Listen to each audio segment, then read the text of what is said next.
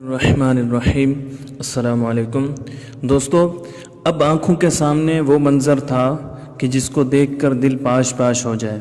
چنانچہ تاجدار کربلا اپنا تمام کنبہ، قبیلہ، عزیز و اقارب اور آوان و انصار رائے حق میں نثار کرنے کے بعد اب اپنی جان کی نظر اپنے معبود برحق کی بارگاہ اقدس میں پیش کرنے کا عزم فرماتے ہیں اور خیمہ اہل بیت میں تشریف لے جاتے ہیں۔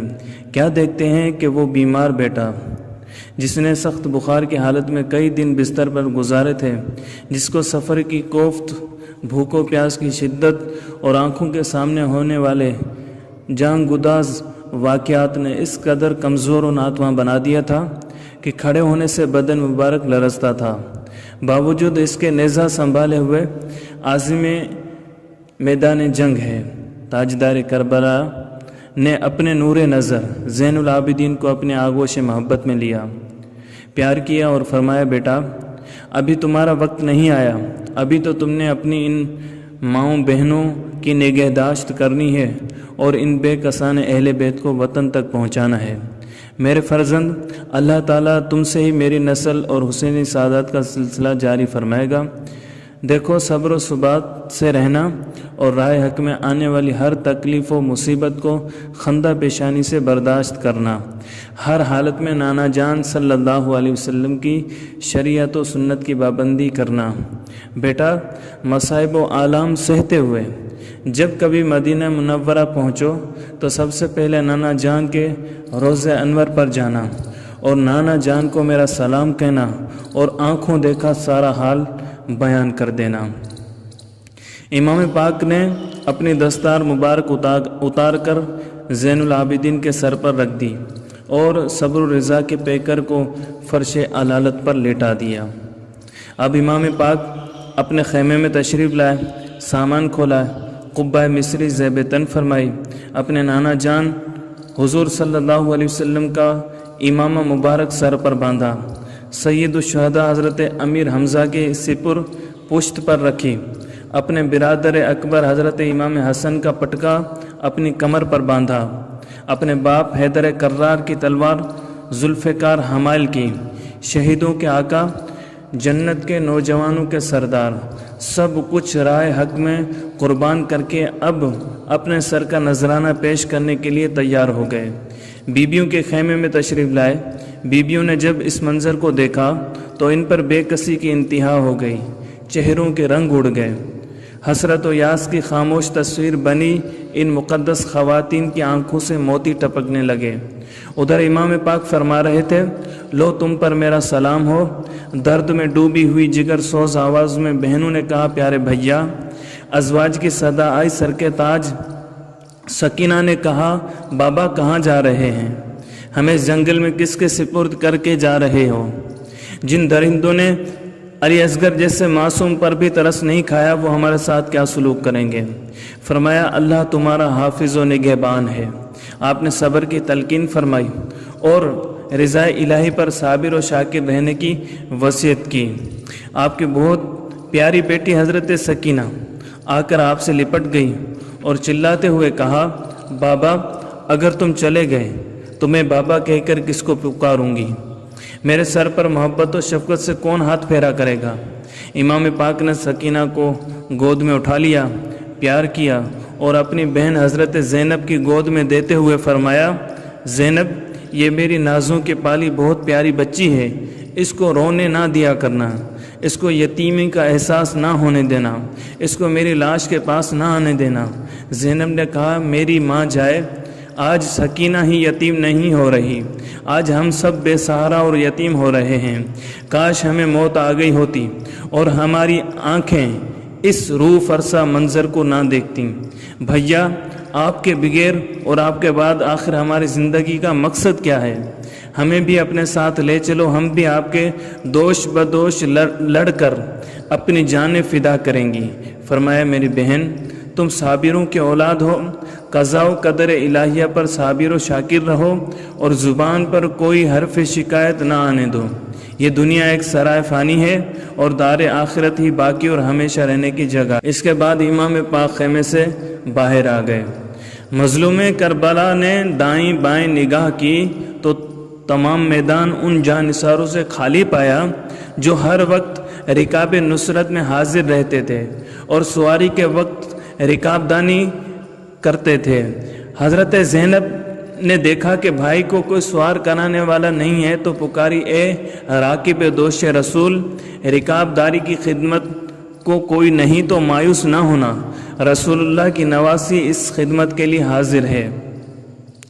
سیدہ زینب نے امام پاک کو آ کے سوار کروایا۔ امام پاک میدان کربلا میں باطل کی تاریکیوں میں حق کو صداقت کا آفتاب بن کر چمکے اور فرمانے لگے کہ اگر تم کسی طرح خون ناحق سے باز نہ آنے والے ہو تو آؤ، اپنی مراد پوری کرو اور میرے خون سے اپنی پیاس بجھاؤ، اور اپنے بہترین بہادروں اور جنگجوؤں کو ایک ایک کر کے میرے مقابلے میں بھیجو اور قوت ربانی اور شجاعت حسینی اور ضربات حیدری کے مظاہرے دیکھتے جاؤ۔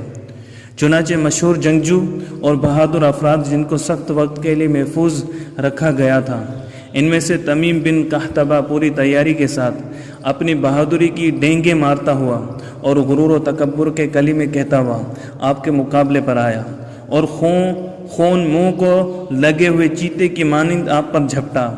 آپ نے برق خاطف کے طرح تیغ برہ چمکا کر اس کا سر مثل خیام خام جسم سے اڑا دیا اور اس کے غرور و شجاعت کو خاک میں ملا دیا۔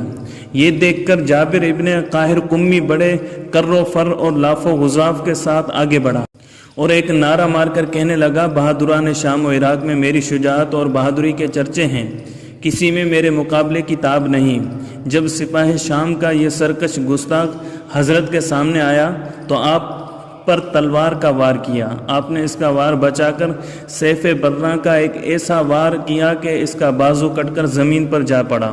پشت پھیر کر بھاگنے لگا، ملک الموت نے اس کا راستہ روک لیا اور امام پاک نے دوسری ضرب لگا کر اس کے سر کو تن سے جدا کر دیا۔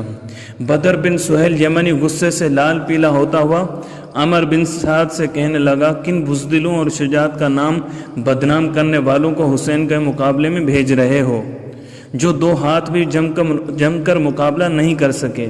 میرے چاروں بیٹوں میں سے جسے چاہو اب میدان میں بھیج دو اور پھر دیکھو کہ مجھ سے سیکھے ہوئے میرے یہ فرزند آج کس طرح فن حرب کا مظاہرہ کرتے ہیں۔ عمر بن سعد نے بدر کے بڑے فرزند کو اشارہ کیا، وہ گھوڑا اڑاتا ہوا حضرت کے مقابل آیا۔ حضرت نے فرمایا، بہتر ہوتا کہ تیرا باپ میدان میں آتا تاکہ وہ تیری بدبختی کا تماشا نہ دیکھتا۔ یہ فرما کر تیغ خون آشام سے ایک ہی وار پر اس پر ایسا کیا کہ اس کا کام تمام کر دیا۔ بدر نے جب اپنے بیٹے کو زمین پر تڑپتے ہوئے دیکھا، اس کی آنکھوں میں دنیا اندھیر ہو گئی۔ غیظ و غضب کا پتلا بن کر نیزہ ہلاتے ہوئے میدان میں نکلا اور آپ پر وار کیا۔ آپ نے اپنی ڈھال پر اس خوبصورتی سے اس کے وار کو روکا کہ یک لخت اس کے نیزے کی انی ٹوٹ کر زمین پر گر پڑی۔ بد نصیب نے خالی ڈنڈے کو غصے سے زمین پر دے مارا اور تلوار سنبھال لی۔ حضرت امام نے فرمایا، لاف زنی اور چیز ہے اور شجاعت اور چیز، ہوشیار، اب تیرا کام بھی تمام ہونے والا ہے۔ یہ کہہ کر صاحب شق القمر کے لخت جگر نے تکبیر کہی اور تلوار آبدار کا ایک ایسا وار کیا کہ جنگجو بدر کے دو ٹکڑے کر دیے۔ اسی طرح نئے نئے شمشیر زن نیزے باز بہادران شام و عراق کی طرح گرجتے اور ہاتھی کی طرح چنگھاڑتے ہوئے حضرت امام کے مقابل آتے رہے، مگر جو بھی سامنے آیا زندہ واپس نہیں گیا۔ شیر خدا کے لال نے شجاعت کے وہ جوہر دکھائے کہ زمین کربلا میں بہادران کوفہ و شام کا کھیت بو دیا۔ ناموران صف شکن کے تازہ تازہ خون سے زمین مقتل کو لالا زار بنا دیا، کشتوں کے پشتے لگا دیے۔ لشکر اعداء میں شور برپا ہو گیا کہ اگر جنگ کا انداز یہی رہا تو حیدر کا یہ شیر کسی کو زندہ نہیں چھوڑے گا۔ بس مصلحت وقت یہی ہے کہ چاروں طرف سے گھیر کر یک بارگی حملہ کیا جائے۔ چنانچہ زہرا کے چاند پر جور و جفا کی تاریک گھٹا چھا گئی، ہزاروں جوان دوڑ پڑے اور حضرت امام کو گھیرے میں لے لیا۔ آپ نے فرمایا، ظالموں، اگر تم نے ابن زیاد اور یزید کی خوشنودی کی خاطر اولاد رسول کا خون بہانا ضروری سمجھ لیا ہے تو اولاد رسول نے بھی اللہ تعالیٰ اور رسول اللہ صلی اللہ علیہ وسلم کی خوشنودی اور دین اسلام کی حفاظت کے لیے سب کچھ قربان کرنے کی ٹھان لی ہے۔ حضرت امام ان خون خواروں کے انبواہ میں اپنی تیغ خارا شگاف کے جوہر دکھا رہے تھے۔ جس طرف گھوڑا بڑھاتے پرے کے پرے کاٹ ڈالتے۔ دشمن ہیبت زدہ ہو گئے اور حیرت میں آ گئے۔ عبداللہ بن عمار ایک لشکری کا بیان ہے، خدا کی قسم میں نے کسی ایسے بے کس اور بے بس جس کی اولاد اور اہل بیت اور اصحاب سب قتل ہو چکے ہوں، اس جرأت و بہادری اور دلیری سے نہ کبھی پہلے نہ ان کے بعد لڑتے ہوئے ہرگز نہیں دیکھا۔ جس طرح حسین کو دیکھا، ان کے حملے سے ان کے دائیں بائیں کے لوگ اس طرح بھاگتے تھے جس طرح بھیڑیے کے حملے سے بھیڑ بکریاں بھاگتی ہیں۔ حضرت امام لڑتے جاتے تھے اور فرماتے جاتے تھے، میرے قتل کے لیے جمع ہونے والوں، خدا کی قسم میرے بعد کسی ایسے شخص کو قتل نہ کرو گے جس کا قتل میرے قتل سے زیادہ خدا کے غضب کا باعث ہوگا۔ خدا مجھ کو اعزاز بخشے گا اور تمہیں ذلیل کرے گا، اور جب تک تم پر سخت عذاب نازل نہ کرے گا راضی نہ ہوگا۔ باوجود اس کے کہ 3 دن کے پیاسے اور صدموں سے چور چور تھے، اپنی شہادت کے بعد محضرات عصمت و طہارت کی اسیری و بے کسی کا خیال بھی دامن گیر تھا، مگر قربان جائیں آپ کے صبر و استقلال کے اور سرشاری شوق شہادت کے کہ باطل کے سامنے کسی کمزوری کا مظاہرہ نہیں فرمایا، اور ثابت کر دیا کہ میری رگوں میں خون رسول ہے اور میرے بازوؤں میں قوت حیدر ہے۔ میرے جیسا کوئی شہسوار نہیں ہے کیونکہ میں نے دوش رسول پر سواری کی ہوئی ہے۔ میرے جیسا کوئی بہادر نہیں ہے اس لیے کہ مجھے رسول اللہ نے اپنی شجاعت بخشی ہوئی ہے۔ میں مظہر شجاعت رسول ہوں۔ الغرض ابن سعد اور اس کے مشیروں نے یہ دیکھ کر کہ اکیلے امام نے ناموران کوفہ اور بہادران شام کی عزت تو شجاعت کو خاک میں ملا دیا ہے، یہ تجویز کی کہ دست بدست جنگ کی بجائے امام پر چاروں طرف سے تیروں کا مینہ برسایا جائے، اور جب خوب زخمی ہو جائیں تو نیزوں کے حملے سے تن نازنین کو ہدف بنایا جائے۔ چنانچہ ان اشکیا کے حکم سے تیر اندازوں نے ہر 4 طرف سے تیر برسانے شروع کر دیے۔ گھوڑا اس قدر زخمی ہو گیا کہ اس میں قوت و ہمت نہ رہی، ناچار حضرت امام کو ایک جگہ ٹھہرنا پڑا۔ اب ہر طرف سے تیر آ رہے تھے اور امام مظلوم کا تن اقدس ہدف بنا ہوا تھا۔ ظالموں نے آپ کے نورانی جسم کو زخموں سے پارا پارا اور لہو و لہان کر دیا۔ ایک مردود ابو الحنوک کا تیر پیشانی مبارک پر لگا، وہ پیشانی جو بارگاہ بے نیاز میں جھکنے والی اور حبیب خدا کی بوسہ گاہ تھی، شگافتہ ہو گئی۔ اس کے خون سے چہرہ انور سرخ ہو گیا۔ آپ نے منہ پر ہاتھ پھیرا اور فرمایا، بدبختوں، تم نے رسول اللہ کی اذیت کا بھی خیال نہ کیا۔ اتنے میں خولی بن یزید اصبہی نے سینہ بیکینہ پر ایک ایسا تیر مارا کہ قلب اقدس میں پیوست ہو گیا۔ اب راکب دوش پیمبر کو گھوڑے پر قرار دشوار ہو گیا، ہاتھوں سے لجام فرش چھوٹ گئی اور امام عرش نشین صدر زین سے فرش زمین پر گر گئے۔